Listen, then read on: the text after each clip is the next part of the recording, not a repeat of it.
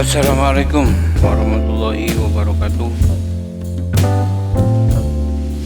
Sahabat sebangsa dan setanah air, seagama dan seiman, perjuangan pergerakan kemerdekaan Republik Indonesia ini sudah cukup diperjuangkan oleh pahlawan-pahlawan kemerdekaan Republik Indonesia, dan sudah membuahkan hasil, yaitu kemerdekaan Republik Indonesia yang utuh. Akan tetapi masih saja digelayuti oleh para penjajah yang saat ini dirasakan, yaitu dari para Ba'alawi yang mengaku dirinya Habib keturunan Rasul. Mereka eksis di Indonesia, di tanah air ini, dengan berbagai macam cara, dengan sistem menanamkan kepercayaan dan pengenalan kepada para masyarakat dengan dalih cucuk nabi.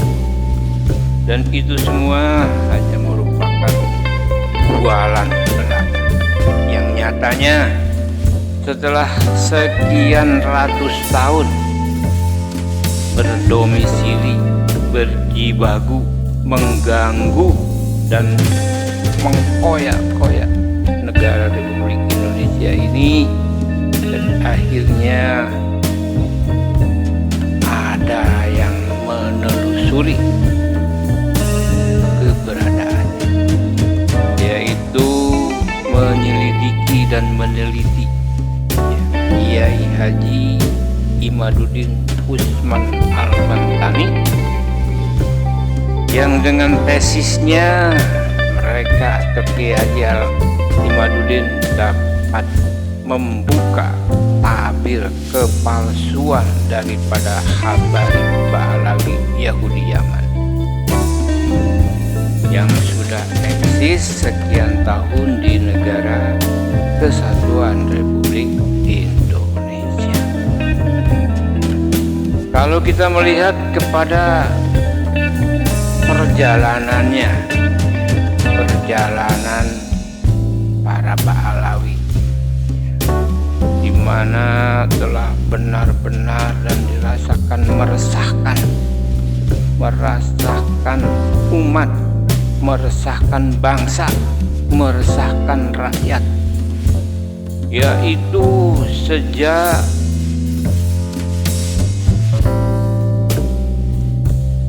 eksisnya atau didirikannya MPI. Ketika itu, yaitu pada zaman reformasi, yang pada akhirnya ketika Presiden Joko Widodo pada tahun berapa itu dibubarkan bersama dengan Bapak Prabowo dan Menko Polhukam, yang diawali dengan gertakannya Pangdam, yaitu Bapak Dudung Abdurrahman, dengan tegas bila perlu bubarkan itu FPI. Dengan kalimat tersebut terwujud dan dibubarkanlah FPI sampai saat ini. Walaupun kenyataannya FPI memang masih ada, walaupun terselubung atau nyumpet, akan tetapi membatasi pergerakannya. Sahabat, di mana saja berada, itulah perkembangan habaib di Indonesia. Dan kalau kita lihat di zaman sekarang, di kondisi saat ini, dengan tesisnya Kiai Haji Imaduddin, keberadaan habaib Ba'alawi Yahudi Yaman sepertinya tidak bisa mempertahankan keadaannya, bahkan akan hancur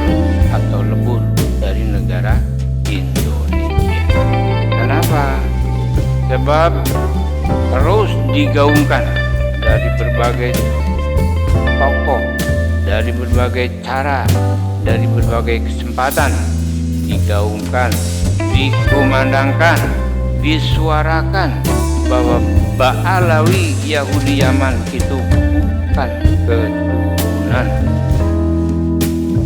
Rasulullah Shallallahu Alaihi Wasallam. Untuk itu jangan ragu dan jangan takut. Mari kita bersama turut menyuarakan, turut menggaungkan, turut menyebarluaskan bahwa FPI, bahwa Ba'alawi Yahudi Yaman sudah tidak dibutuhkan lagi di Indonesia. Bila perlu disuruh pulang aja ke kampungnya. Begitu saudara-saudara, coba kita lihat perkembangan Ba'alawi Yahudi Yaman sejak eksis di Indonesia. Rusaknya rakyat, jangan disalahkan kalau rakyat rusak, ribut, sering membunuh, saling mencuri, saling memfitnah. Kenapa? Rusaknya rakyat itu karena pemerintahnya tidak benar. Pemerintah tidak benar karena apa? Karena ulamanya tidak benar, membuat fatwa-fatwa pesanan, membenarkan yang salah, mencari dalil-dalil yang sesuai dengan selera kekuasaan. Dan mengapa mereka melakukan itu? Mengapa ulama cendekiawan melakukan itu? Mengapa? Karena mereka cinta pada kedudukan, cinta pada harta, cinta pada pujian. Jika belakangan para habaib klan Ba'alawi dihadapkan dengan polemik menyangkut nasabnya, maka kita akan kembali ke Ba'alawi masa lalu di Nusantara. Pasca kolonialisme di Indonesia, kalangan Ba'alawi menghadapi problem menyangkut identitas dan ideologinya. Permasalahan meruncing dalam banyak hal, bermula dari polemik pengkultusan Habib, konsep kafaah, hingga meluas pada problem status tanah air. Dalam berbagai literatur sejarah, nama Ahmad Surkati digadang menjadi orang yang menyulut api polemik tersebut. Ia merupakan tokoh reformis kelahiran Sudan yang pernah mengenyam pendidikan di Mesir, Madinah, dan Mekah, yang juga mendirikan Al-Irsyad. Memang pada masa tersebut, wacana pembaharuan Islam sedang bergejolak. Perseteruan ini menimbulkan perpecahan, sehingga dari masing-masing kubu mendirikan sistem pendidikan sendiri. Dari kubu Arab, reformis Qabili mendirikan Al-Irsyad, dan dari kubu Arab Ba'alawi mendirikan Al-Khairat. Konflik antara kalangan Ba'alawi dengan tokoh-tokoh Arab Qabili sebelum kemerdekaan sudah biasa terjadi. Hanya saja, konflik waktu itu bukan pada penggugatan pada nasab, tapi lebih ke tingkah laku yang tak sesuai dengan nilai Islam yang mengajarkan di antaranya nilai kesetaraan. Dari pihak Qabili menganggap bahwa saat itu kalangan Ba'alawi merasa lebih mulia dari semua manusia, walau orang lain lebih bertakwa, dan mereka Ba'alawi lebih mulia walau ahli maksiat. Dalam historis, memang kelompok Arab Ba'alawi ini selalu bikin pusing kepala. Pada tahun 1889 atau 1890, terbit sebuah kitab berjudul Minhajul Istiqomah Fiddin Bisalamah. Kitab ini ditulis Habib Utsman bin Abdullah bin Aqil bin Yahya al-Ba'alawi, lebih dikenal sebagai Utsman. Buku itu berisi di antaranya 22 praktik bid'ah yang terlarang dilakukan umat Islam. Salah satu yang ia kritik adalah sikap menentang pemerintah kolonial Hindia Belanda. Sebagaimana diulas oleh Az-Zumardi Azra, tidak heran jika Habib Utsman bin Yahya yang bekerja untuk Snoek Hurgronje, orientalis tersohor yang sering dicap begitu buruk, itu menyerang para ulama di Banten yang terlibat jihad perlawanan para petani pada pemerintah kolonial pada 1888. Ia menyebut jihad rakyat Banten sebagai pemberontak atau delusi atas ajaran Islam yang benar dan menuduh ulama yang mendukungnya, termasuk para kiai pesantren, sebagai para pengikut setan. Sehingga mulai saat itu, di mata rakyat Banten, umumnya rakyat Indonesia, status Arab Ba'alawi mulai buruk. Kompleksitas masalah orang Arab, khususnya Arab Ba'alawi di Indonesia, ini bahkan turut mendatangkan komentar dari Presiden pertama Republik Indonesia, Insinyur Soekarno. Dalam surat-surat Islam dari Ende, Soekarno menyebut bahwa kalangan Hadrami merupakan potret dari kejumudan, kekolotan, bahkan kebodohan. Jika dilihat dalam runtutan historis, butuh perjuangan panjang dan kerja-kerja konsisten bagi Arab Ba'alawi dan juga keturunannya untuk keluar dari kepungan gugatan kaum reformis dan rakyat Indonesia. Sekaligus bisa mendapatkan rekognisi atau pengakuan, bukan hanya sebagai warga Indonesia, tetapi juga sebagai otoritas ras orang tertinggi. Perlu dinyatakan di awal bahwa video ini tidak ditujukan untuk ikut nimbrung dalam pusaran debat mengenai nasab Ba'alawi. Video ini ingin menyajikan fakta historis bagaimana cara kerja keras dan banting tulang kaum kalangan Ba'alawi dalam menghadapi berbagai permasalahan kompleks yang terekam dalam sejarah Indonesia. Berikut cara yang mereka tempuh untuk keluar dari beragam kepungan permasalahan tersebut. Dalam Becoming Indonesian, The Ba'alawi and the Interstices of the Nation, Ismail Fajri Alatas memaparkan peran dan langkah taktis sejumlah tokoh Ba'alawi untuk mendapatkan rekognisi dan identitas sebagai bagian dari entitas bertanah air Nusantara, dengan tetap menjaga sakralitas genealogis mereka sebagai keturunan Nabi.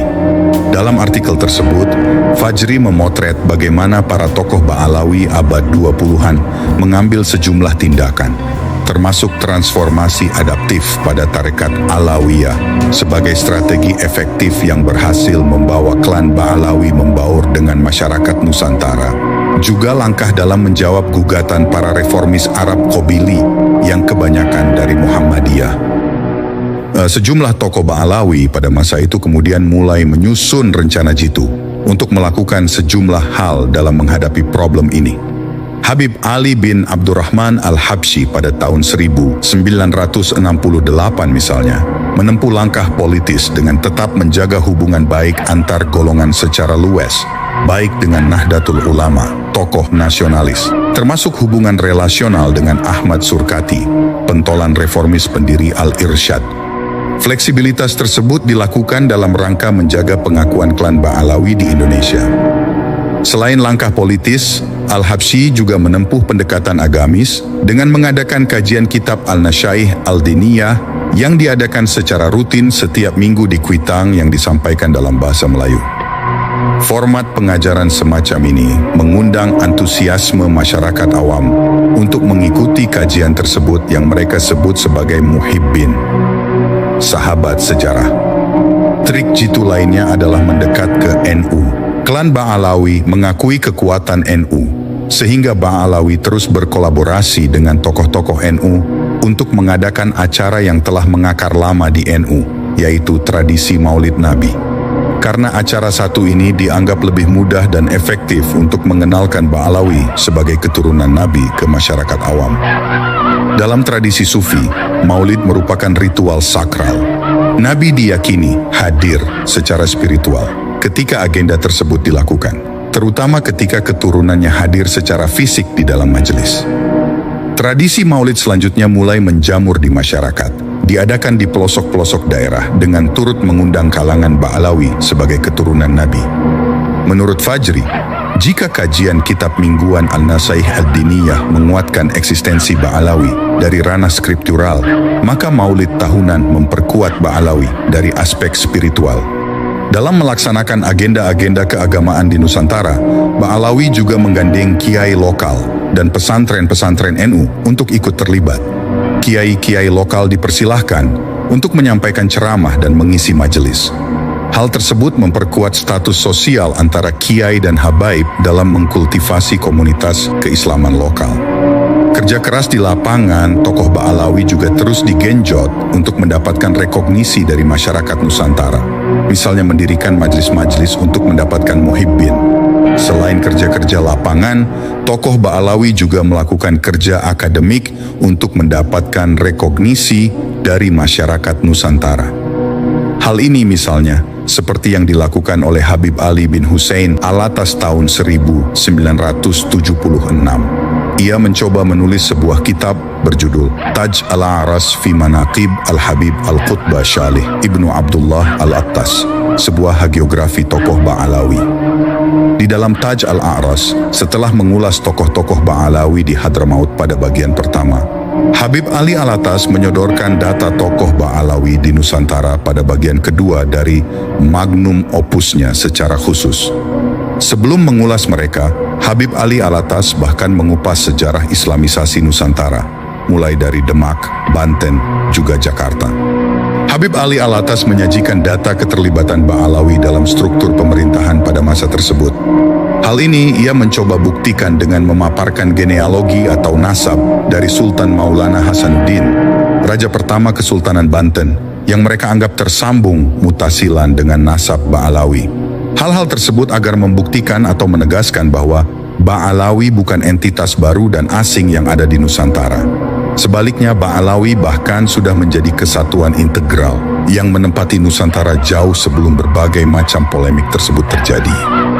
Ya, fakta-fakta historis di atas memperlihatkan bagaimana tokoh-tokoh Ba'alawi memperjuangkan dengan sekuat tenaga agar identitas mereka di tengah kepungan problem kompleks yang terjadi saat itu tidak pudar.